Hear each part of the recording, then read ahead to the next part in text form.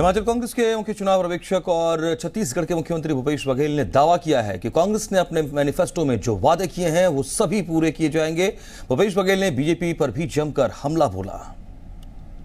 Bharatiya Janata party सब बात तो दिखाती है जनता को, करती कुछ नहीं है। सब कुछ निकल के कुछ आदमियों के हाथ में जा रहा है और आम जनता के हाथ में केवल महंगाई और बेरोजगारी आया है। जो अपना घर नहीं संभाल पाए वो मुख्यमंत्री पद का दावेदारी कहां से कर लेंगे?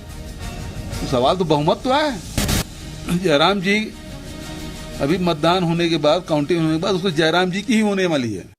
हिमाचल प्रदेश में सियासत इन दिनों उफान पर है। राजनीतिक दल हिमाचल प्रदेश की जनता का दिल जीतने का प्रयास लगातार कर रहे हैं। इस वक्त हमारे साथ हैं हिमाचल प्रदेश का इन्हें ऑब्जर्वर बनाया गया है छत्तीसगढ़ के मुख्यमंत्री भूपेश बघेल इस वक्त हमारे साथ हैं। सर, हिमाचल प्रदेश का ऑब्जर्वर आपको बनाया गया है, क्या कुछ आपने अब तक ऑब्जर्व किया? देखिए, सबसे पहली बात तो यह है कि हमने 10 गारंटी दी, समय से पहले दे दिया, तो वो नीचे तक के पहुंच गया है, आम जनता तक। दूसरी बात यह है कि हमारी टिकटें बहुत अच्छी बटी है। कार्यकर्ता सब काम में लग गए हैं। सभी विधानसभाओं में प्रत्याशी के साथ मिलके पूरी पार्टी संगठन काम कर रही है और जितना ज़्यादा से ज़्यादा हम लोग कोशिश कर रहे हैं कि हमारी बात आम जनता तक पहुँचे, सकारात्मक बात पहुँचे और हिमाचल में एक नई राजनीतिक शुरुआत हो। तो ये जो संदेश हमको देना था वो पहुँच गया। मेरा काम तो इतना ही है। सर, मैनिफेस्टो आपने जारी कर दिया है, रिलीज कर दिया है, लेकिन वहीं देखें तो वादे जो हैं वो काफी बड़े किए गए हैं। ओपीएस को लेकर पहला जो वादा है आपने वो किया है मैनिफेस्टो में, और वहीं देखें महिलाओं को 1500 रुपए देने का वादा किया है। पहली कैबिनेट में 1 लाख युवाओं को रोजगार देने का किया गया है। तो लेकिन क्या आपको लगता है कि हिमाचल प्रदेश के पास इतने संसाधन हैं? देखिए, पहली बात तो ये है कि भारतीय जनता पार्टी और कांग्रेस में अंतर क्या है, इस बात को बेसिक समझिए। कांग्रेस पार्टी हमेशा आम जनता ताकतवर कैसे बने, आम जनता के आय में वृद्धि कैसे हो, संवैधानिक अधिकार कितना ज्यादा से ज्यादा हम दे सकें, ये कांग्रेस की सोच रही है। भारतीय जनता पार्टी उल्टा करती है। आज सब बात तो दिखाती है जनता को, करती कुछ नहीं है।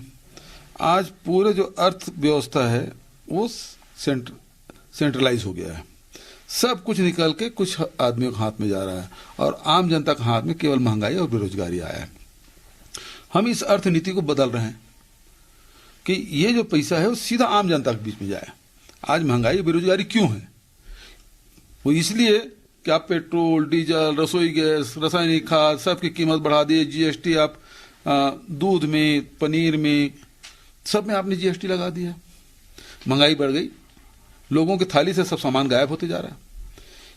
अब हम क्या कर रहे हैं? हम लोगों को आर्थिक रूप से सक्षम बना रहे हैं, उसके जेब में पैसा डालने का काम कर रहे हैं और वो जब पैसा जाएगा तो यहाँ की अर्थव्यवस्था भी ठीक होगी। तो ये सारे जो पैसा है उसी प्रकार से होगा। 2018 में मुझे भी यही कहा जाता था छत्तीसगढ़ में, जब राहुल जी आए थे और उन्होंने कहा कि किसानों के कर्जा माफ होगा और 2500 रुपये क्विंटल में धान खरीदी करेंगे, तो लोग हंसते थे, संभव ही नहीं होगा। भारतीय जनता पार्टी वाले बोलते हम तो 15 साल में सत्ता चला रहे हैं, कभी हम 300 रुपया बोनस देने की बात किए थे, उसको नहीं कर पाए, ये कहाँ से 2500 रुपया। आज 4 साल बीत गया, अभी 1 नवंबर से हम धान खरीदी कर रहे हैं। 2500 क्या, उससे ज्यादा कीमत में मिल रहा है, 2640 तक मिलेगा इस साल। तो वहां की क्या नामी आप देखेंगे छत्तीसगढ़ की, तो जो लघु वनोपज संग्राहक है, जो मजदूर है, जो किसान है, उसके जेब में पैसा गया। आप ये कह रहे हैं कि जो मैनिफेस्टो में वादे आपने किए हैं हिमाचल प्रदेश की जनता के लिए वो पूरे किए जाएंगे? बिल्कुल पूरे किए जाएंगे। ये हवाई बात नहीं है, इसको हमने छत्तीसगढ़ में कर दिखाया है। और इसलिए कह रहे हैं कि ये जो नीति है, जो पैसा है सरकार का पैसा, वो भ्रष्टाचार में मत जाए। लोग तो यही चिंता कर रहे हैं ना, इतना पैसा आएगा कहां से? इतना पैसा है सरकार के पास, वो पैसा भ्रष्टाचार के भेंट चढ़ रहा है। वित्तीय अनुशासन नहीं है। ये 2 चीज कर रहे हैं और तीसरा रिसोर्स। 3 चीज में काम करिएगा, सीधा पैसा जब जनता की जेब में जाएगा तो पैसा मार्केट में आएगा और मार्केट से व्यापार, व्यवसाय और उससे रोजगार भी जनरेट होगा और साथ ही उद्योग भी चलेंगे। ओपीएस को लेकर सर एक बड़ा मुद्दा जो है हिमाचल प्रदेश में बन रहा है और सरकार भी कहीं ना कहीं बीजेपी की बात करे तो बिल्कुल हमलावर जो है वो कांग्रेस पर नजर आती है। क्या वो कह रहे हैं कि राजस्थान और छत्तीसगढ़ में वो लागू नहीं कर पाए हैं और हिमाचल प्रदेश में खोखले वादे वो कर रहे हैं? देखिए, हमने तो लागू कर दिया। ये पैसा किसका है? ये पैसा राज्य सरकार का और ये पैसा वहां के कर्मचारियों का है। तो कुल मिला के ये है कि जब रिटायर होंगे तो पैसा कर्मचारियों के खाते में जाना है। इसका मतलब वो पैसा कर्मचारियों का है। भारत सरकार कितने दिन तक रोक सकती है? मान लो छत्तीसगढ़ में 17,000 करोड़ रुपया है, उसको रोक के बैठे हैं। वो बोलते हम नहीं देंगे। कितने दिन तक के, कब तक? हम उसको लीगल एडवाइस भी ले रहे हैं और दूसरा वो कर्मचारी को वहां से पैसा निकालने के लिए मना नहीं कर सकते आप। और स्टेट में आप कार्पस फंड बना दीजिए, पैसा वहां जमा कर देंगे और ओपीएस लागू हो गया।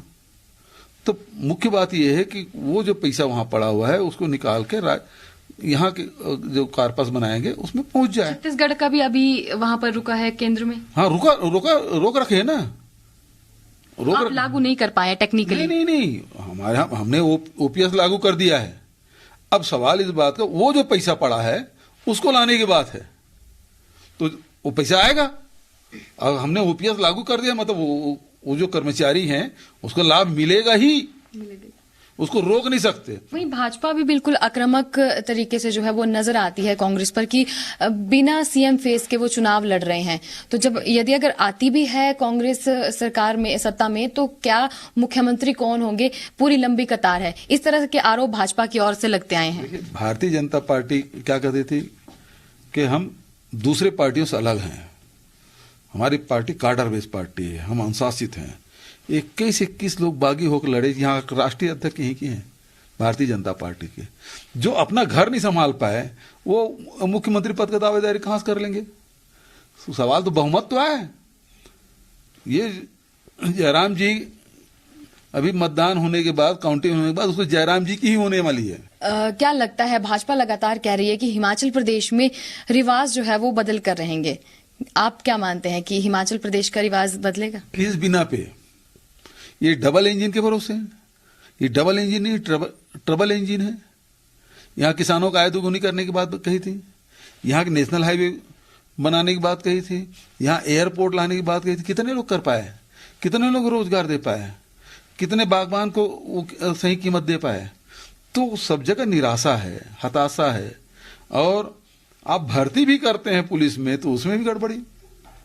जितनी भर्तियां कर रहे सब में गड़बड़ी है, सब में शिकायतें। तो ऐसे में आप किस बिना पे कह रहे हैं ये डबल इंजन है? कैमरा पर्सन अशोक सोनी के साथ समीक्षा राणा, जी मीडिया शिमला, हिमाचल प्रदेश।